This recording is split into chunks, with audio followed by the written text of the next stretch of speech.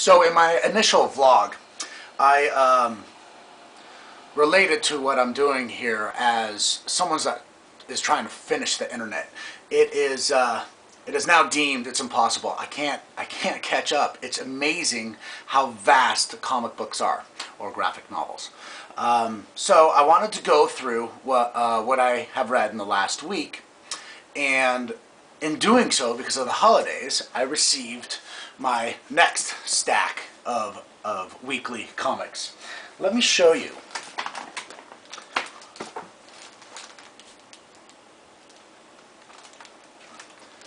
Now let me tell you, there has to be some value in someone going through so many and giving a brief description or synopsis, or, again, I don't want to do reviews.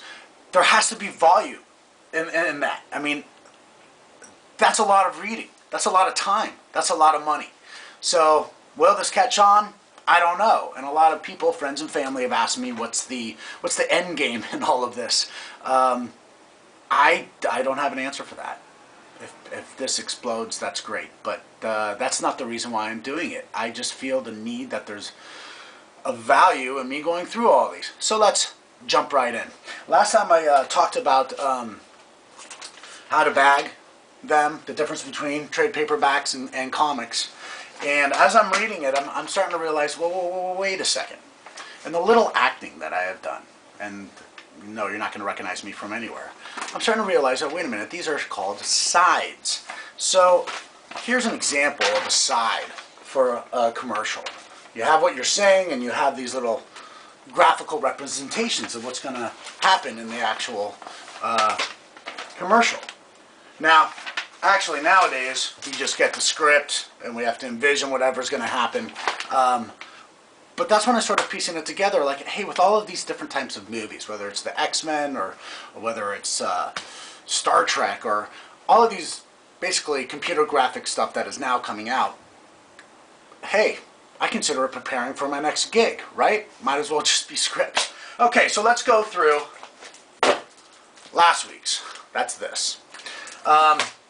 Amy Dahlin of Geek and Sundry and Comic Girl 19 say if you're a noobler and you're just starting off in comics, pick a character or pick an artist. So what I really found great was Fables, which is from Vertigo. Again, that's sort of the mature audience of DC. They put this together, and it was a throwback to the very first one. I really enjoyed it. What it is all of your fairy tale stories, like Snow White is the director of operations, and her sister Rose Red is dating Jack of Jack and the Beanstalk. It's really fun that way, that you see them in more of a everyday life vocational system. And when it gets to the end, it gets pretty dang bloody. So again, it's mature audiences, but having them in that sort of occupational frame, it's something to read. And Fables is known by a lot of people. Bill Willingham is the writer, and I just like the fact that they throw it back. They do something that they've already done just as a teaser for someone like me that's just starting in, and I can see what they have done. Now, on the flip side, it says Vertigo Essential Graphic Novels. And at one point, I want to be able to say that I've read all these ones that the characters are actually reading. This same one by Neil Gaiman, well, hell, that's right here. All-Star Superman, right there. So sooner or later, one day, I'm going to be able to read all these and say I've read them, and try to get up to date, finish the internet. Moving on, we have Harley Quinn number 0. They actually got 17 artists to do it. So if you want to pick an artist, why not pick this up? It's $2.99, and you get to see 17 different artists in the DC universe, all taking their angle at Harley Quinn and what to do with it. It's it's a light read, but it's great to see all those different artists.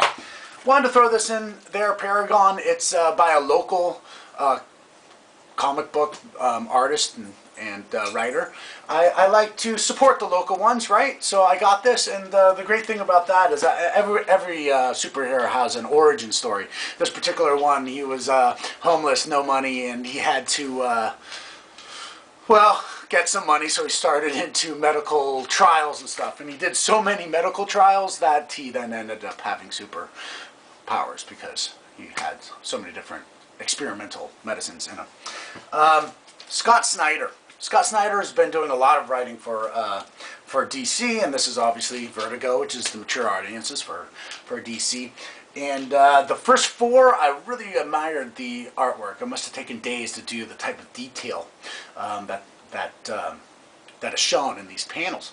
And The Wake has a lot of underwater stuff. I don't want to say what it's about. It almost lost me, and this is issue 5 of 10, where big things happen and got me absolutely more involved again in this title, and I was just about to, they're just going to carry it out. What I've been noticing a lot is, this is my dog, by the way. What I've been noticing a lot is the first 4 to 6 issues always have great get-goings on, and then somehow peters out and they try to figure out the end. It's very disconcerting because you put time and money into it, and then it has sort of a horrible ending. Not to be too harsh, but Brightest Day. So again, I'm trying to finish the internet, right? And I came in right when Paul Pelletier, hopefully I'm saying that right, was penciling, doing the art for Aquaman, Throne of Atlantis, and has these big splash pages with these big, waves and battleships and stuff that are going on this tidal wave onto New York. I was just really engrossed by that type of art. But then I had to go back, and then there's Justice League Volume 3, and then there's 2 and there's 1. Well, that's the reboot in the New 52. Well, what happened before that? Well, you have Flashpoint, then you have Brightest Day, then I'm going backwards in time, then you have Blackest Night. But before that was Final Crisis. Before that was Infinite. Identity sort of stands by itself. And then way back in the 80s, you have Crisis on Infinite Earths, when they tried to take all of the different storylines, get continuity, and bring it down to one Earth.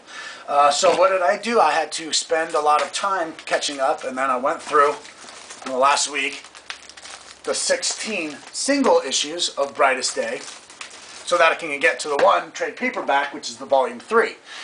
In that way, I got to see the difference between the single issues and the trade paperback as I'm trying to catch up. What is great about that is when it comes to the single issues that you don't get in the trade paperbacks is the ads. I mean, this is 2010 material, and I'm seeing things for movies and TV shows that like came and went and stuff. So that's sort of nice to see from the single issues. But quite honestly, when I sat down to catch up, the trade paperback was definitely the way to go. Just sit down, go through it, instead of having to deal with the bags and stuff. All right, moving on. We have Thor, and everyone knows that that's like one of the greatest type of new launches of a character. We're at issue 15, and this is part 3 of the Accursed little story arc. And I just got to tell you that after the God Bomb, those that have read it know that the God Bomb and Gore, and he wants to eradicate all of the gods throughout history, and then you have multiple Thors in past, present, and future. I liked right after that there was a Thor issue 12, and it was really like the day in the life of, and he's swelling his meat, etc. And it was just a great reprieve and a great sort of character building issue. And the first half of this was trying to be that, and it wasn't really working. And then boom, right in the midsection of it, you have this, again, this is why I wanted to bring up the sides here when you have this commercial and the different perspectives that you have. He's talking. First of all, he should have been slurring because he was hella drunk and just won a drinking contest with a giant, okay? Side note. And he's talking, and he's, sitting like this, and you have this view of him. And there's someone else in the back sort of listening, but he's talking, and you think that he is talking to the woman behind him. Guess what, people? He was talking to his hammer. Thor's hammer. He's talking to his, and then when you see that, you know, he addresses that on the like the second page after like 5 panels of him with this long dialogue. That to me is special, because then you stop and go, wait a minute, I need to read all of that from the perspective of, you know, you're looking here and he's talking, you don't see it, you know, just maybe the handle. You're like, wait a minute, he was talking to his hammer the whole time? Excellent. Genius. In akin to those type of issues that just sort of stop the whole story arc and get into character development, issue number 14 of Uncanny X-Men did exactly that.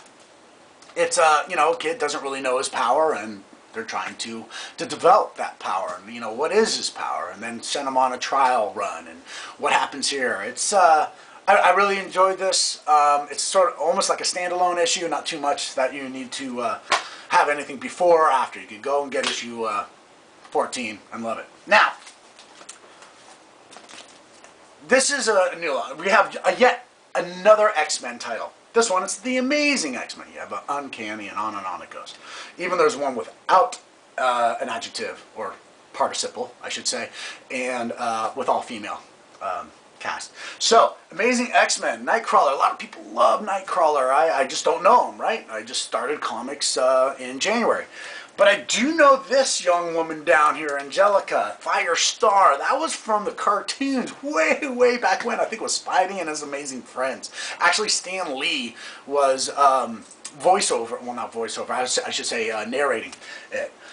So I was going to pass on it until, again, word up to Amy Dolan and Comic Girl 19. I noticed this, Jason Aaron. Remember, pick a character or pick a writer. Jason Aaron... Yeah, Aaron. He's also the one that has said that Indestructible Hulk, it is said that a lot of people never really cared about the Hulk, but when Aaron wrote for it, you finally cared about that character again. So, issue number 1, I saw his name, went out and got it. I can see that this is going to be a great title. Annuals. Not too sure exactly what they do now, but when I asked about, well, you know, what's an annual? What does it do? It was supposed to have, you know, the 12 issues that in days past, the 12 issues that they had monthly. The annual sort of was the button, it was the bookshelf, it sort of tied everything together. And another way to sell a comic, actually. When I was talking about DC and their Forever Evil, and now how everything is getting sort of dark, whoa. Superior Spider-Man is getting pretty damn dark. Now remember, his nemesis, Otto Gunther Octavius, who he inhabits his mind now. And, you know, Slott was getting all these threats that, you know, Peter Parker, we love Peter Parker for the high school kid with these abilities. And now he is actually dead, and the villain takes over his responsibilities and tries to be a do-gooder, tries to get the girl, please the family, and get his PhD. He's trying to do all of that, and so that's why he's Superior Spider-Man. But there's a villainous, more